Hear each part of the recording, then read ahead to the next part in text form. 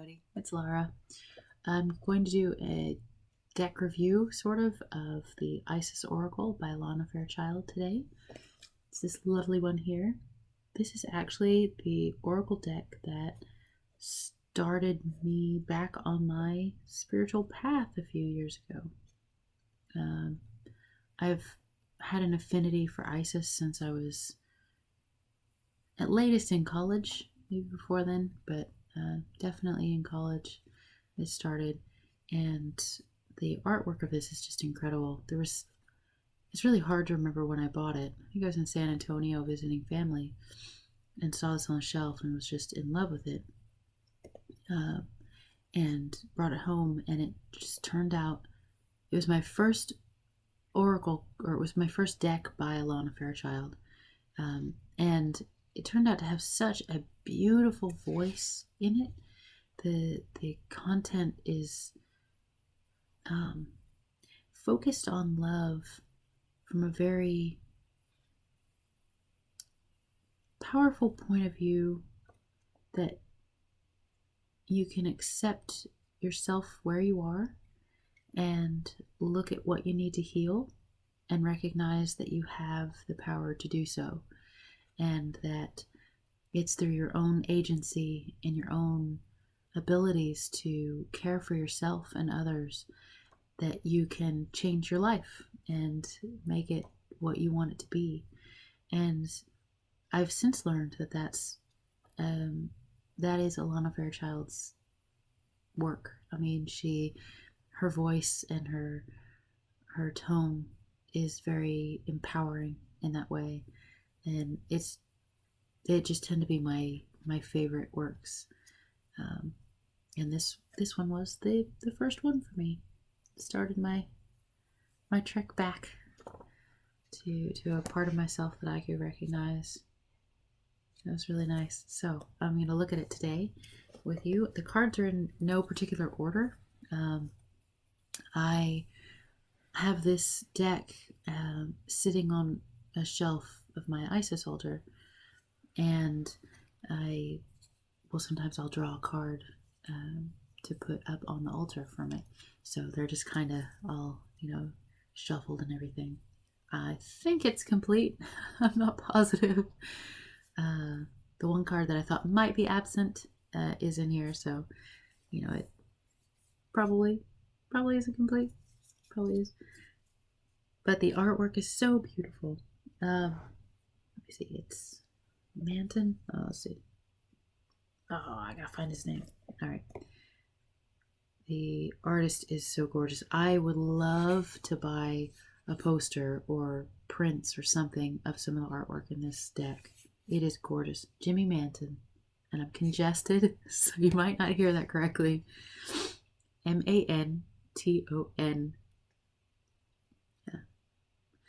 And I know I looked him up at one point trying to find prints, and there was no, like, Blue Angel, which is the publishing company, doesn't have any print options. His website didn't. So maybe Blue Angel, if you're listening, in the future they will figure that out, that people like me would pay the money to have a beautiful image from this deck that I could put on my altar, because this deck has been instrumental in my spiritual work, and it would be lovely to have some of it bigger than just a card. So in the beginning, as with most decks, it talks about how do you use the deck. It talks about being an initiate of the light. I really hope you can understand me, because all I can hear when I talk is that I'm really congested. So hopefully you can't hear all that as badly. It talks about unconditional love, and only allowing things that are in unconditional love, and rituals and guided meditations. I'll show you like an example entry and how it's broken down. I recognize the same process, like the same content as in the Crystal Mandala Oracle.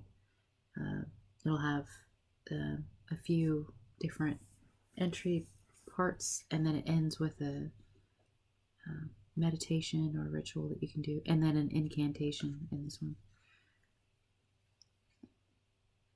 And words are very powerful. The things that we say, we give, power to. So that incantations and other activities like that use your voice are best done with the consideration that what you say, you have power to. So consider what you want to give power to when you speak. Let's see. So different spreads. I have used this deck so many times, and I don't know that I've ever done one of the spreads, which is ridiculous because they're awesome. I love spreads. I have a whole book of spreads. I don't know if I've ever shown that off in a video. I'll have to check it out. All right, let's show you this one as an entrance. Abundance of Sophis. And if I mispronounce anything, I apologize. It has the bulk of the entry, and then it gets into a ritual. It often has a meditation involved, if not always. I think it might be always. And they're really beautiful. And then an incantation at the end. All right, so let's get to it. This nice little bag. And it's a pretty common size for her stuff. They might all be the same sort of. I know this and Kuan Yin Oracle, at very least, have pocket editions. The pocket edition tends to be much more simplified. It's smaller, so it will have less going on for it, especially in the book. I don't remember. I had the Kuan Yin Pocket Oracle at one point, and then I gave it to a friend because I wanted the bigger one. And I forget what was missing from the smaller one, but it was still beautiful. It'd be really nice, like altar cards or something. Alrighty, so here's this back. It's a gorgeous scarab image with the Tiet behind it. The buckle of Isis. It's a protective image. Alrighty, let's look. So I'll have to do it at an angle just so that it doesn't pick up its own light. They're very shiny cards. It's very neat. Oh look, how weird. There's two.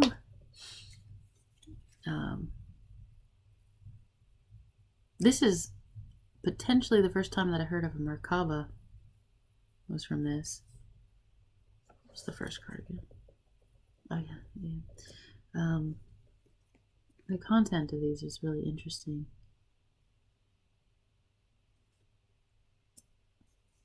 Sorry for the angle. It's better than the reflection. So a lot of the cards are chambers or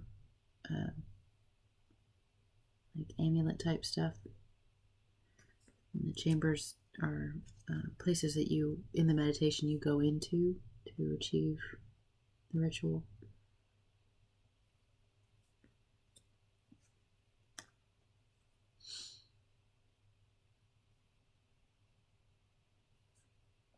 I love the rituals in this.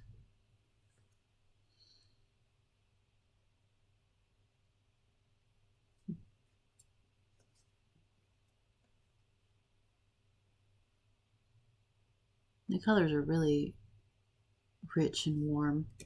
Sorry if the color is not picking up right on my video. But it's quite beautiful.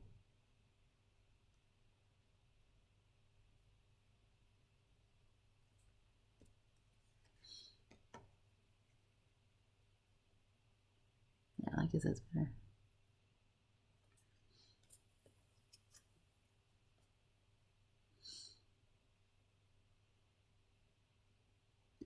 Isis is my matron deity.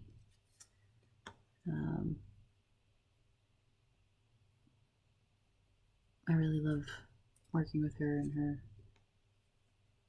the energies that I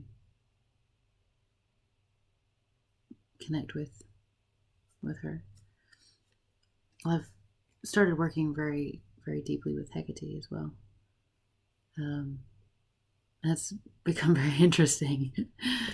I believe everybody's experiences with devotions and spiritual connection vary by what you bring to it.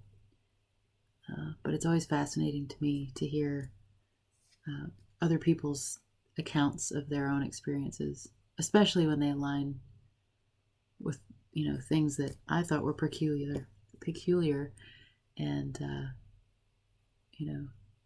notable to me. Like, wow, all right, it's not just me.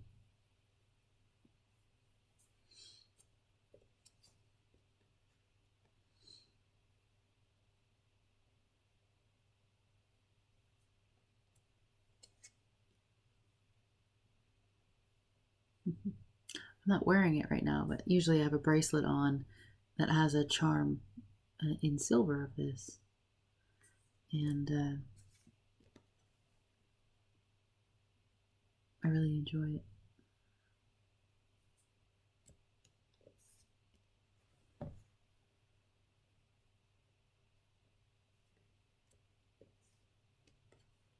So they are all very empowering cards and content.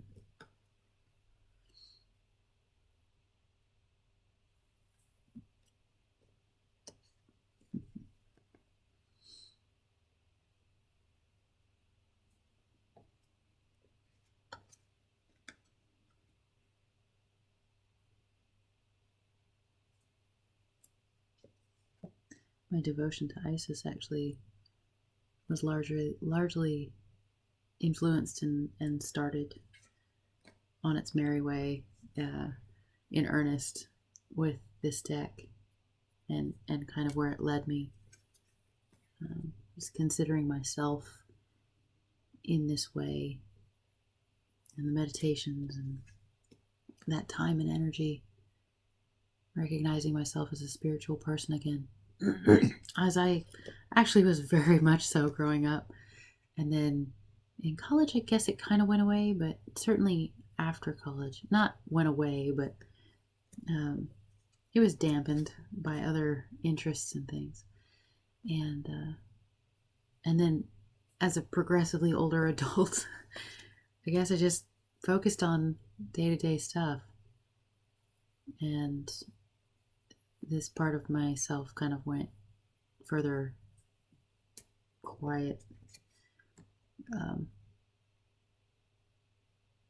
a number of times when I really, we all have experiences in our lives that take us away from our center, and we just kind of have to grow from the experience. But it's been a really nice return to myself with my spiritual practice, because I definitely grew up that way, just having that internal connection, focus.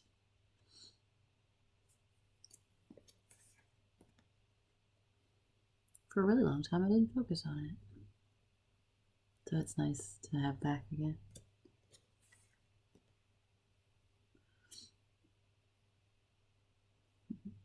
Piggyback ride.